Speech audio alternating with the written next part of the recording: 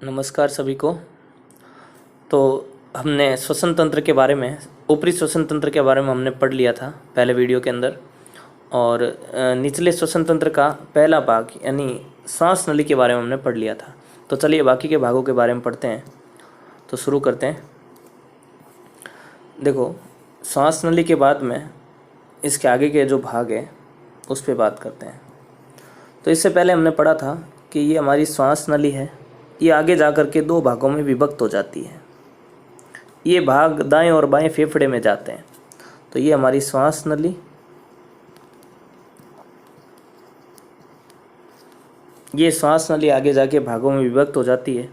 इसे कहते हैं श्वसनी। जिन भागों में बंट जाती है उसे कहते हैं श्वसनी। और ये इस श्वसनी का पहला भाग है, इसलिए इसे कहते हैं प्राथमिक श्वसनी। ये आपकी हो जाएगी प्राथमिक श्वसनी। और ये प्राथमिक श्वसनी, ये भी प्राथमिक श्वसनी है, ये भी प्राथमिक श्वसनी है। ये आगे जाकर के और भागों में बंट जाती है, उसे कहते हैं द्वितीयक श्वसनी। द्वितीयक श्वसनी आगे जाकर के और भागों में बंट जाती है, उसे कहते हैं तृतीयक श्वसनी।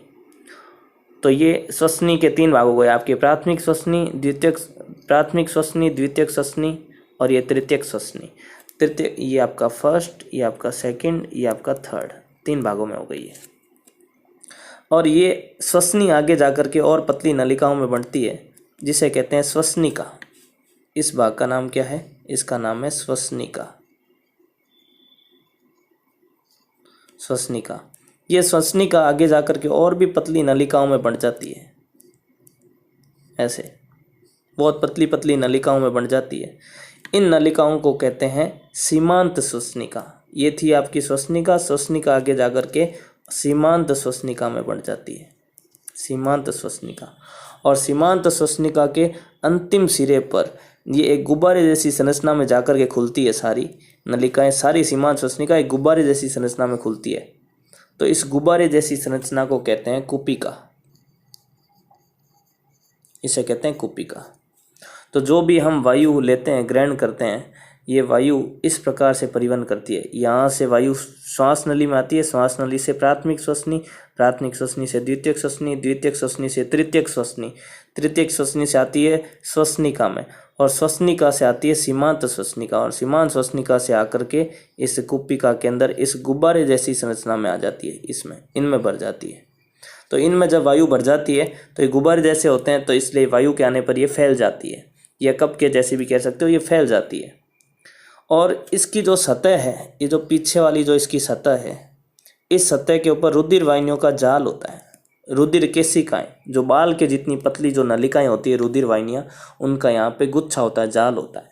और वो क्या करती है, पूरे शरीर से कार्बन डाइऑक्साइड को लेकर आती है और इस कुपिका में छोड़ देती है, और ऑक्सीजन को यहाँ से लेकर के फेफड़ों में जाती है। तो इस तरह से इसका प्रक्रम होता है। देखो, ये जो कुपिका है, ये इसकी जो सतह है पीछे की, ये सतह पे रुधिर वाहिनियाँ होती है। यहाँ पे ये रुधिर वाहिनियाँ यहाँ से ऑक्सीजन, यहाँ पे कार्बन डाइऑक्साइड को छोड़ देती है और ऑक्सीजन को ग्रहण कर लेती है। तो ऑक्सीजन को ग्रहण करके ये यहाँ से पूरे शरीर, यहाँ पे हमारे फेफड़ों के अंदर लेके जाती है। फेफड़ों से इसको पूरे शरीर की कोशिकाओं तक भेजा जाता है।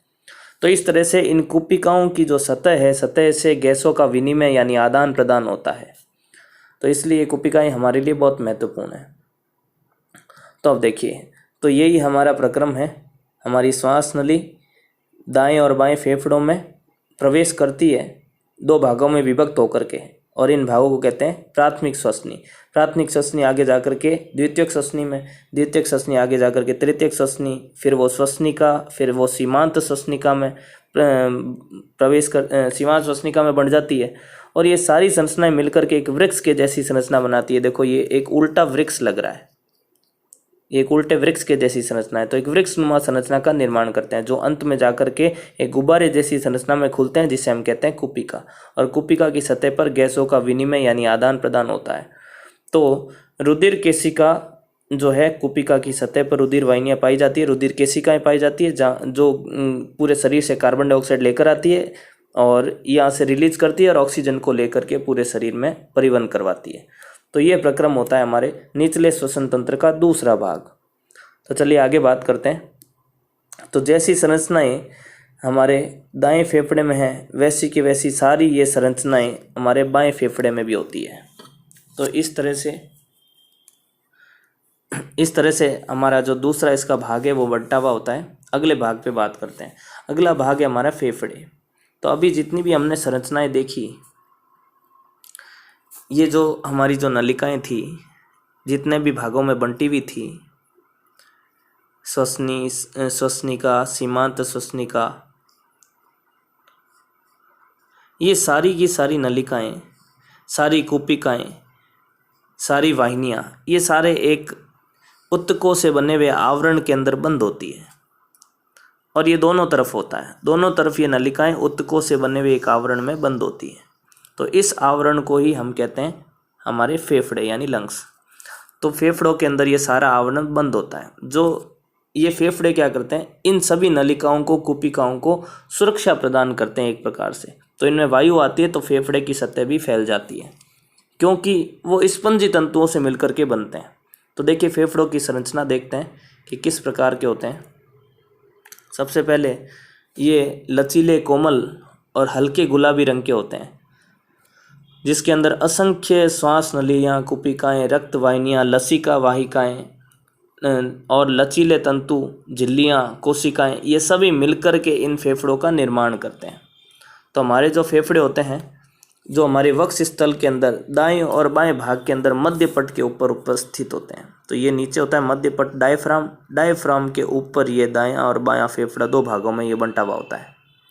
तो जो दायां फेफड़ा होता है वो लंबाई में छोटा होता है, लेकिन चौड़ाई अधिक होती है, और ये 3 खंडों में बंटा हुआ होता है। उसी तरह से हमारा जो बायां फेफड़ा है वो 2 खंडों में बंटा हुआ होता है, और ये खंड भी आगे उपखंड में बंटे हुए होते हैं। और उपखंड के अंदर, इनके अंदर श्वास नलियाएँ, जो भी सिराएँ, धमनियाँ हैं, ये इनकी शाखाएं विभाजित होती है और एक स्वतंत्र इकाई के रूप में कार्य करती है। यानी ये समझ सकते हैं कि जो भी हमारा जो फेफड़े का जो भाग है, इसके अंदर अलग अलग ब्लॉक बने हुए हैं, और प्रत्येक ब्लॉक अपना स्वतंत्र रूप से कार्य करता है। स्वतंत्र रूप से कार्य करता है। अब प्रत्येक ब्लॉक है वो गैसों का विनिमय और उनका प्रवाह है वो उसको संतुलित करता है। तो देखिए इस प्रकार की ये संरचना होती है हमारे फेफड़े के भीतर। अब पुरुष और स्त्रियों के फेफड़ों की तुलना करें तो पुरुषों के फेफड़े स्त्रियों के फेफड़ों की तुलना में थोड़े भारी होते हैं। पुरुषों का वक्ष स्थल थोड़ा चौड़ा होता है। तो देखिए प्रत्येक फेफड़ा होता है वो स्पंजी तंतुओं से, उत्तकों से मिलकर बना होता है, और इनके अंदर कूपिकाएँ उपस्थित होती है। जो मैंने आपको बताया, अंतिम सिरे पर कूपिकाएँ होती है, और इन कूपिकाओं की जो संख्या है वो 300 मिलियन से 500 मिलियन तक होती है। ये फेफड़ों के साइज पर निर्भर करता है। ये 300 मिलियन से करीब 500 मिलियन तक होती है, इससे अधिक भी हो सकती है। ये वक्ष स्थल के आकार पर निर्भर करता है। सामान्यतः 300 से 500 के बीच में रहती है। अब देखो ये जो कूपिकाएँ हैं, मैंने आपको बताया एक कप नुमा या गुब्बारे जैसी संरचना है जो सीमांत श्वसनिका के आखिरी सिरे पर उपस्थित होती है और असंख्य केशिकाओं से घिरी हुई होती है, यानी रुधिर वाहिनियों का जाल होता है इसके चारों तरफ। और इसकी जो सतह होती है वो सल्की उपकला उत्तक से बनी हुई होती है, जो कि इसमें पंक्ति से लगा हुआ रहता है, और उसी की वजह से ही गैसों का विनिमय यानी आदान प्रदान की क्रिया संपन्न होती है। तो इस प्रकार से ये हमारे फेफड़े हैं, ये इस प्रकार से व्यवस्थित रहते हैं। तो देखिए अगले भाग पे बात करते हैं। तो इसके साथ ही हमारा जो श्वसन तंत्र का जो निचला श्वसन तंत्र है वो पूर्ण हो जाता है। इसके बाद में श्वसन मांसपेशियों पे बात करते हैं। श्वसन मांसपेशियाँ यानी हमारे श्वसन के अंदर कुछ सहायक मांसपेशियाँ होती है जो श्वसन की क्रिया को सुगम बनाती है। तो देखो इसमें 2 भाग कार्य करते हैं। एक तो ये हमारा जो नीचे आधार वाला जो भाग है ये होता है डायफ्राम, इसे कहते हैं डायफ्राम या मध्यपट। ये एक चादर के जैसी संरचना होती है, कंकाल पेशी से बनी हुई एक पतली चादर के जैसी संरचना। और वक्ष स्थल की सतह पर यह उपस्थित होता है। ये हमारा वक्ष स्थल पूरा और वक्ष स्थल की सतह यानी आधार यहाँ पर ये स्थित होता है, और ये एक तरह से हमारे वक्ष स्थल को हम और हमारा जो उदर वाला भाग है उसको अलग करने का भी कार्य करता है।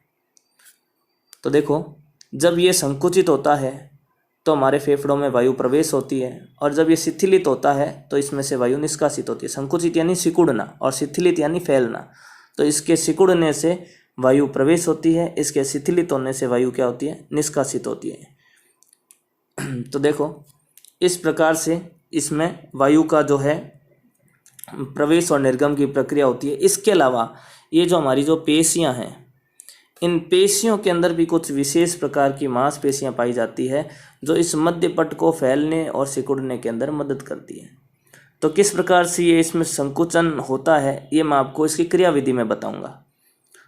तो देखो इस प्रकार से ये श्वसन मांसपेशियों के अंदर दो भाग होंगे जो गैसों के आदान प्रदान में सहायता करेंगे। एक तो आ जाएगा मध्यपट और मध्यपट या डायफ्राम, और दूसरा भाग हो जाएगा पसलियों में पाई जाने वाली विशेष मांसपेशियां। तो ये हमारे श्वसन के अंदर सहायक होती है। तो देखो अब हम पढ़ते हैं श्वसन की क्रियाविधि। तो अब देखिए अब पढ़ते हैं श्वसन की क्रियाविधि। तो श्वसन का क्रिया विज्ञान क्या है। सबसे पहले फुफ्फुस वायु संचालन वायु फेफड़ों में प्रवेश और निकलने की ऐसी प्रक्रिया है जो गैसीय विनिमय को सहज बनाती है। यानी फेफड़ों के अंदर वायु के जो संचालन की जो प्रक्रिया है, यानी फेफड़ों में वायु प्रवेश करना और उसका बाहर निकलना, ये एक ऐसी प्रक्रिया है जो हमारे गैसीय विनिमय यानी गैसों के आदान प्रदान की प्रक्रिया को सहज बनाती है। कहाँ पे आदान प्रदान, हमारे जो कुपिकाओं के बीच में जो आदान प्रदान होता है, कुपिकाओं और रुधिर वाहिनियों के बीच में, और कोशिकाओं और रुधिर वाहिनियों के बीच में जो गैसों का आदान प्रदान होता है उसको ये सहज बनाता है, यानी आसान बना देता है।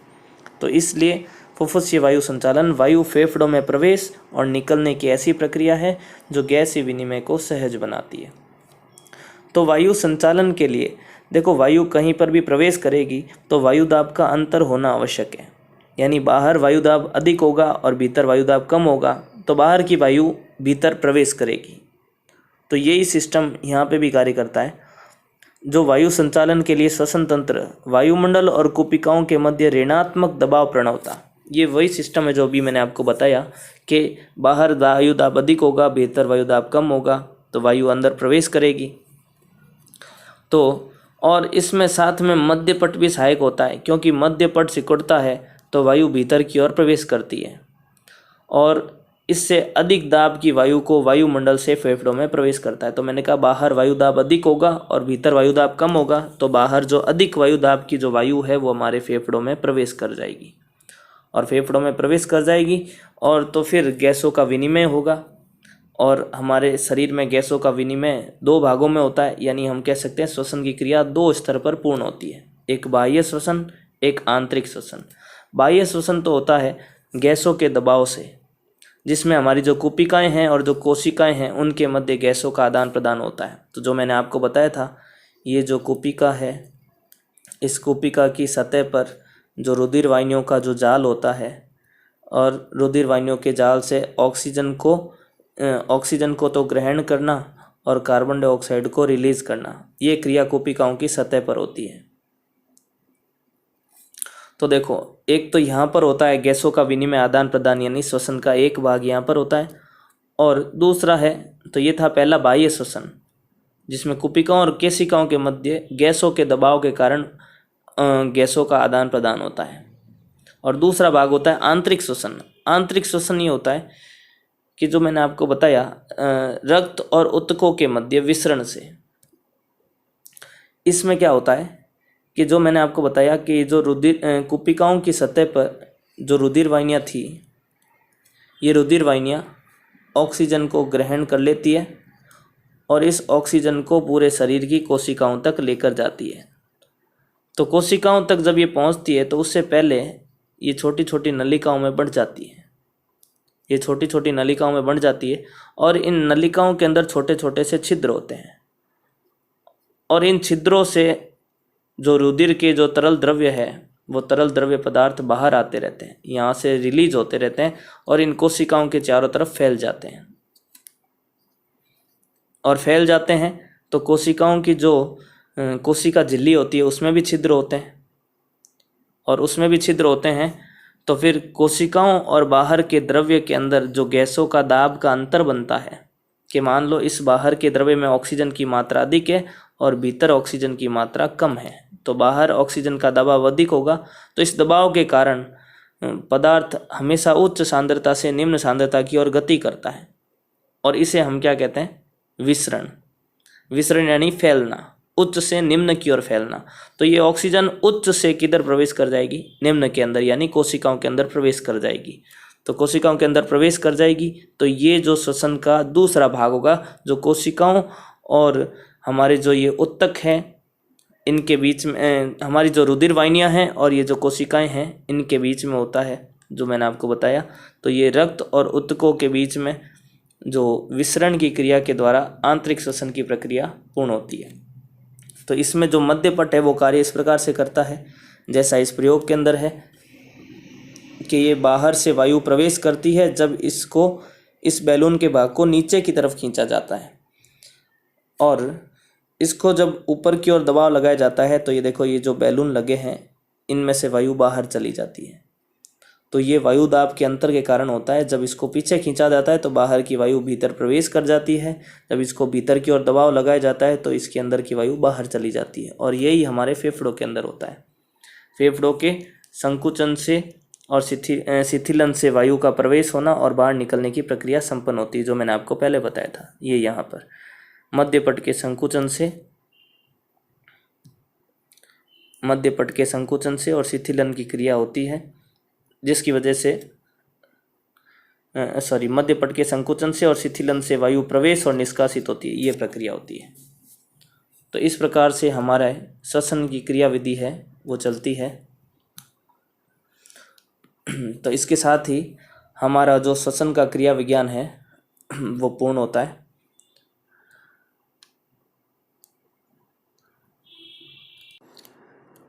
जिसके अंदर हमने श्वसन की क्रिया के भाग देखे, जो हमने देखा बाह्य श्वसन और आंतरिक श्वसन, और इसके साथ में हमने श्वसन की प्रक्रिया का कारण भी देखा कि वायु दाब का जो अंतर होता है हमारे शरीर और बाहर की वायु के बीच में, जिसकी वजह से वायु प्रवेश करती है, और इसमें मध्यपट और दूसरी जो मांसपेशियाँ होती है वो इसकी सहायक होती है। तो ये हमारा शुरुआत से जो प्रक्रम चला है हमारा श्वसन का, जिसके अंदर हम मुख से वायु को नासिका से वायु को ग्रहण करते हैं, नासिका से वो नासाग्रसनी में पहुंचती है। तो वो सबसे शुरुआत में मैंने आपको बताया था, देखिए सबसे शुरुआत में यहाँ पर सबसे पहले नासा द्वार से, फिर ग्रसनी में, ग्रसनी से कंठ में, कंठ से श्वास नली, फिर श्वसनी, श्वसनिका है फुफ्फुस, और फिर फुफ्फुस से कुपिका के अंदर, और कुपिकाओं से वो पहुंचती है रुधिर वाहिनियों में, और ये रुधिर वाहिनियाँ उसको पूरे शरीर के अंदर लेकर जाती है। तो ये हमारा प्रक्रम चलता है पूरे श्वसन तंत्र के अंदर। और इनमें ये जो कुपिकाएँ हैं इनकी संख्या इतनी ज़्यादा होती है कि यदि इनको हम फैला दें, पूरे शरीर की कोशिकाओं को इधर हम फैला दें, तो वह 80 मीटर स्क्वायर के क्षेत्र को ढक लेती है, यानी एक टेनिस कोर्ट के मैदान के बराबर के क्षेत्र को वो ढक सकती है। इतनी अधिक कोशिकाएं होती हैं हमारे शरीर में, जो कि हम जब वायु ग्रहण करते हैं तो वो फैल जाती है। तो इस प्रकार से हमारा श्वसन तंत्र पूर्ण हुआ। अब अगले तंत्र पे हम बात करेंगे, मानव परिसंचरण तंत्र।